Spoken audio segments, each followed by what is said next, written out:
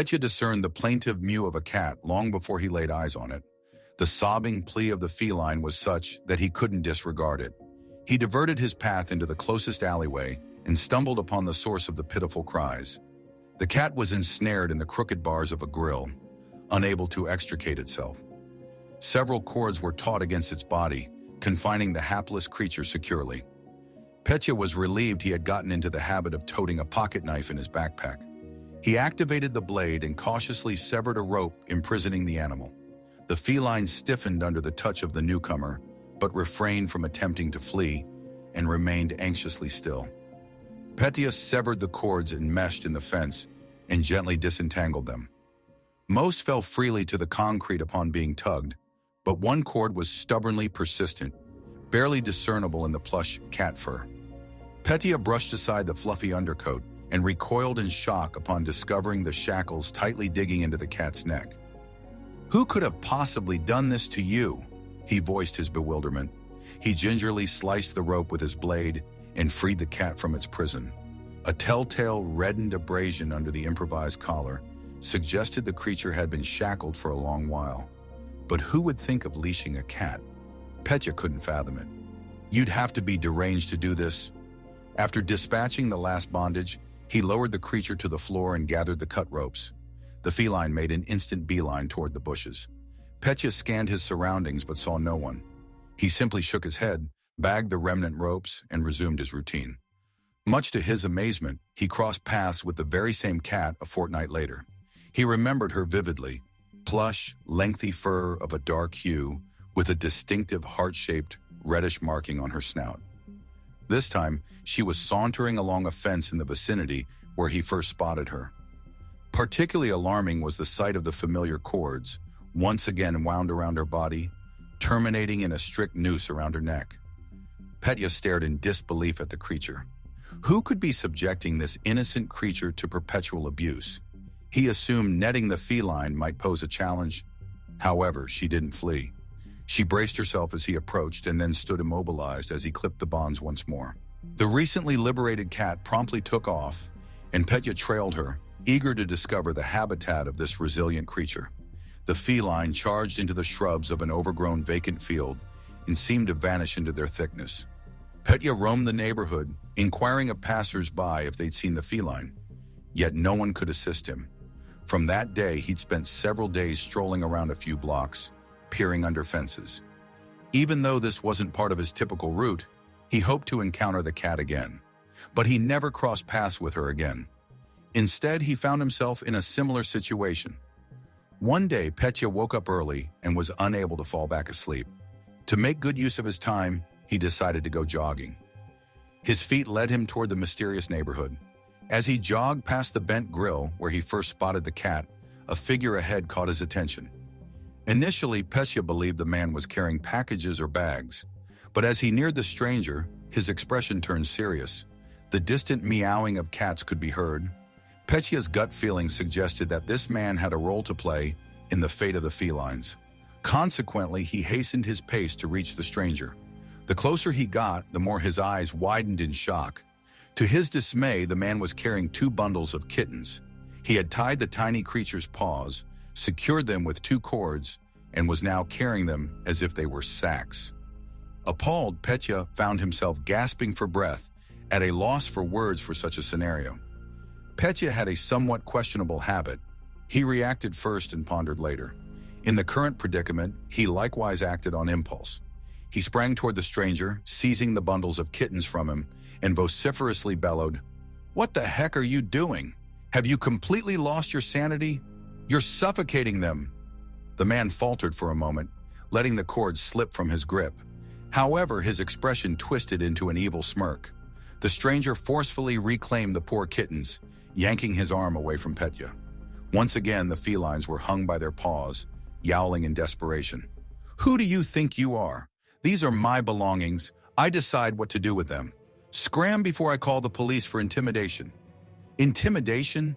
Petya was temporarily at a loss for words. "You should be imprisoned for such harsh treatment of animals. Release them now." "I will not. They've been a nuisance for 2 months. It's time I do away with them." "Do away with them?" Petya felt his heart sink. I'm selling them. Kittens have a demand in certain groups, the man smirked. Petya had no interest in knowing about the type of groups that maintained a demand for kittens. Just that statement alone sent chills down his spine, making him imagine the worst possibilities. However, he now saw a golden opportunity to rescue the kittens. The man was larger and taller than Petya, and the idea of forcefully taking the animals was promptly quashed. Pleading to the man's sense of humanity was also futile. Yet purchasing them could work. The man initially refused to sell the kittens, then tauntingly set an exorbitant price. Considering the mixed-breed backgrounds of the kittens, it felt like daylight theft. To hasten Petya's decision, the man jiggled the felines, whose delicate tiny claws were painfully indented by the ropes. The kittens wailed pitifully, giving Petya no moment to rethink. All right, I agree, he finally stuttered. Just set them free. Happily, the man chuckled, freeing his grip.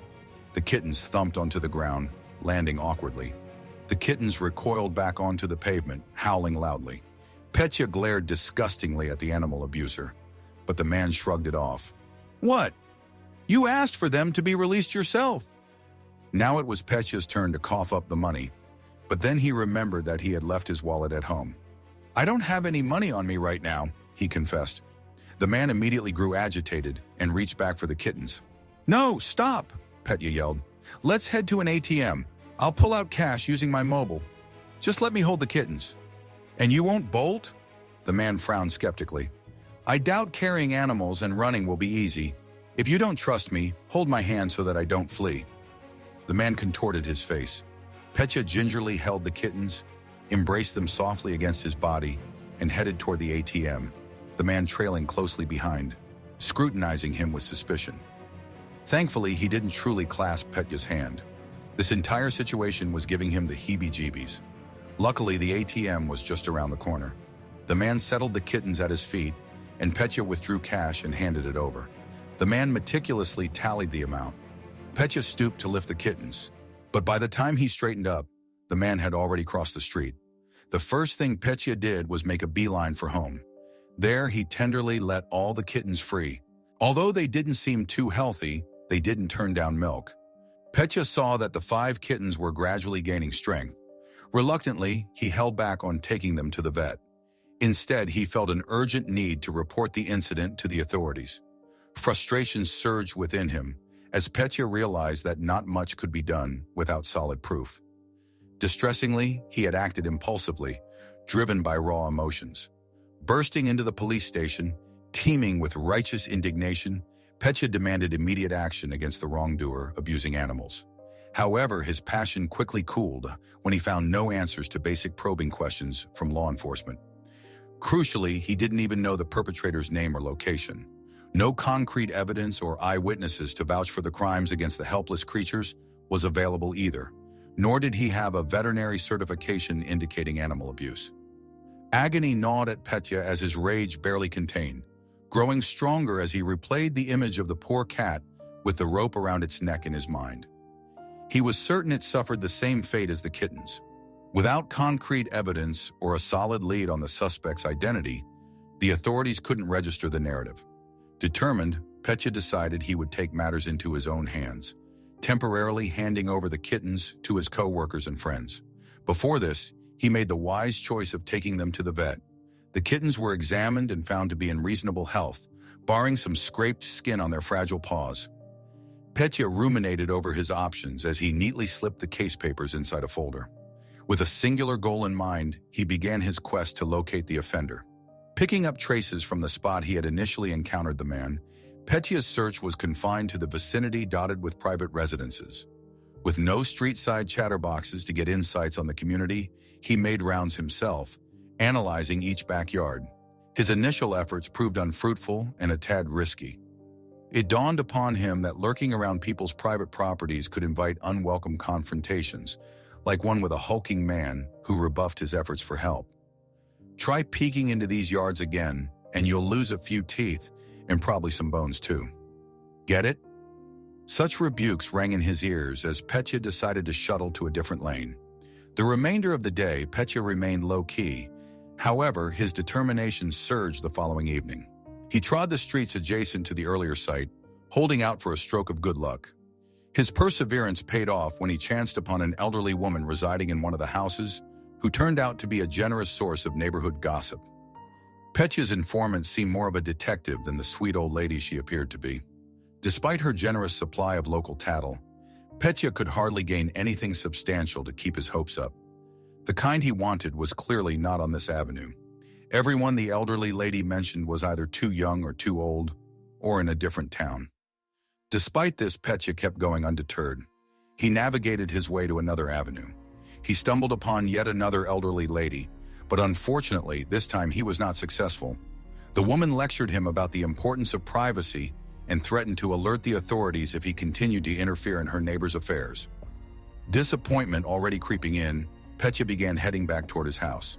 Out of the blue, he spotted a familiar-looking feline near a fence. The cat's neck was devoid of any physical restrictions, yet a piece of twine was attached to its paw. "What's his obsession?" Petya muttered under his breath. Without thinking, he took out a blade, freed the creature from its restrictions, and bid it farewell. "It won't abandon this place," a voice chuckled from behind him. "She has a habit of returning." Confused by the comment, Petya quickly spun around, finding two teenagers behind him. One was attempting to fix the chain on their bike, while the other watched the creature scamper off. "Do you know who she belongs to?" A ray of hope in Petya's question. "That weird man Leoha." One teenager pointed to the right in response. "It's best not to confess to setting her free. If Leoha gets wind of it, prepare for a world of trouble." Not wasting a moment, Petya began firing off questions at the teens. Initially, the two exchanged looks, but when Petya brought up the topic of kittens, their reserve wavered. They revealed that Leoha had been abusing cats for years. About 2 years ago, locals began noticing unusual happenings. Street cats started to inexplicably go missing. Most felines inhabited the grounds of apartment buildings, but some frequently wandered off to a nearby junction. The locals were caretakers for both their pets and these adventurous felines. Every day there was always a cat at the junction. Then suddenly they all went missing, leaving the perishables they typically ravaged untouched. The residents found this odd and credited it to a stray animal disposal service. However, the abnormalities continued. Numerous inhabitants of townhouses regularly let their cats outside. The felines quickly became bored of the familiar surroundings and stepped over the picket fence. One by one, cats started disappearing. This led to a rise in concern among the locals and calls for search missions, but the felines were nowhere to be located. Through sheer coincidence, a local resident heard characteristic feline cries emanating from Leoha's house. All his life, he shared his home only with his mother, never owning any pets. When his mother recently passed away, it became his sole responsibility to sustain the household. His next-door neighbor considered it commendable how he was able to deal with such a significant loss and keep going. However, a nagging hunch kept implying that not everything was as it seemed. Following her gut, she took the opportunity to prune the bushes beneath Leoha's window, where she overheard what seemed to be multiple cat sounds. It wasn't long before a cat popped up onto the windowsill right before her eyes. It bore a striking resemblance to a missing cat from a nearby street, distinguishable only by the rope tied around its neck. She quickly notified the missing cat's owners about her discovery, incurring the attention of a small crowd concerned about the animal's situation. Upon confrontation, Leoha was defensive and shooed everyone away. The crowd persisted, though, leading Leoha to eventually appear with the cat in his arms, now rope-free. The cat seemed eager to wriggle out of the man's tight grip. When questioned about why he'd taken someone else's kitty, Leoha explained that he assumed the cat was a stray and wanted to provide it refuge. Yet he failed to explain the presence of the other absent cats in his home. The crowd warned him of their potential return, but the following day, all the missing pets found their way back home miraculously. After this, everyone seemed to forget about Leoha and his unusual behavior, except for the neighbor, who was still haunted by the chorus of meows she heard. Out of concern, she revisited the bushes under Leoha's window, armed with her pruning shears. This time, no animal appeared on the windowsill, but she was certain that the animals were captive. The continuous meowing only strengthened her suspicion. She turned to the owners she'd previously helped recover their pet, but now with their pets returned, they showed no interest in the countless stray cats' fate. They believed that removing them from the street was good enough, and didn't concern themselves with Leoha's actions. Deeply frustrated by their indifference, the woman sought help from the police, who also dismissed her worries due to a lack of criminal evidence. Subsequently, she decided to take matters into her own hands, penetrating Leoha's home herself. The details of what transpired during that visit remain undisclosed. The next day, she packed up her belongings and departed for her sister's residence in another city. The older folks in town whispered to each other with discerning tones, implying that Leoha was rounding up neighborhood cats for a devious cause. The rumors suggested he was dark-minded. He frightened a neighbor with a warning of her becoming his next victim, causing her to flee. Petya wasn't convinced that there were dark-minded people, but he figured sadists were a better bet. It was clear to him that he shouldn't bank on any help from the townsfolk. Nevertheless, the law enforcement needed solid evidence, photographic or recorded, which Petya legally had no means of acquiring. The domicile the neighbor vacated, does it stand empty? The young man inquired. It's uninhabited, but a far-off relative drops by weekly to make sure everything is in order, came the answer. Petya requested to be put in contact with this distant relative and outlined his intention. The teenagers found pleasure in being part of what they saw as a detective endeavor. On a Saturday afternoon, they got in touch with Petya. The young man narrated the entire story candidly to the neighbor's kin from the beginning, seeking assistance. His appeal was met with doubt. Petya saw the air of resolute rejection in the other man's eyes. But then the teenagers backed Petya and suggested he get more details from the property owner. The relative seemed torn and left to make a phone call. He came back unnerved and permitted them access to his gate, offering his help. The strategically large bushes became a hideout again. They patiently waited until Leoha stepped out. They braved through the twigs and got closer to the abutting windows. Unfortunately, beyond the curtains, nothing was visible. The plan seemed almost doomed when one of the teenagers drew out a phone and began reflecting rays of sunlight into the room. "I do this with my cat all the time," the youngster casually stated. The method proved successful.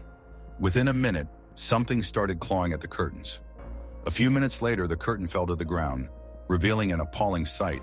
The room was teeming with cats of varying breeds, some with kittens, some alone, all securely bound by their necks or paws to the furniture.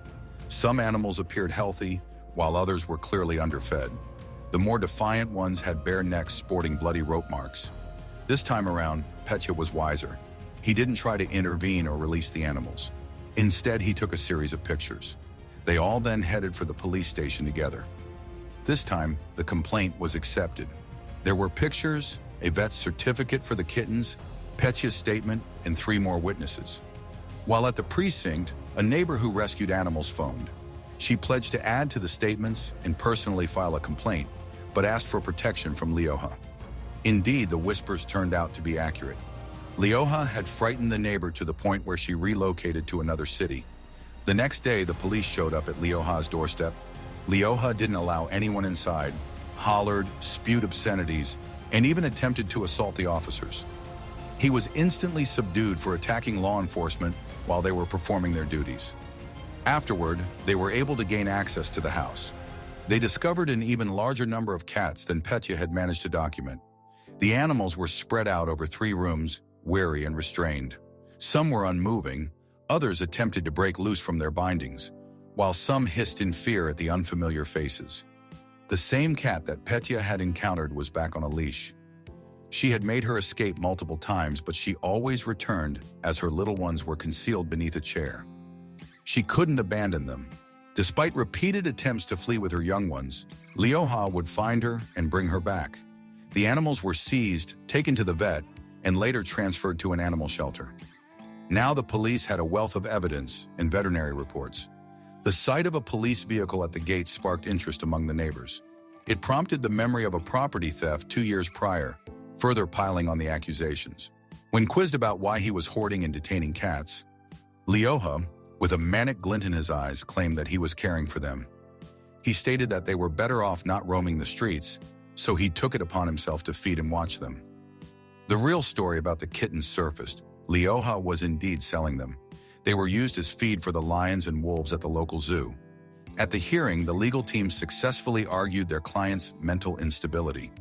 Leoha was sent for mandatory therapy, but few trusted that it would make a difference. Petya continued his morning jogs, each time passing by Lyoha's residence. He kept a close watch for the return of the animal tormentor and prepared himself for another risky adventure to protect the animals.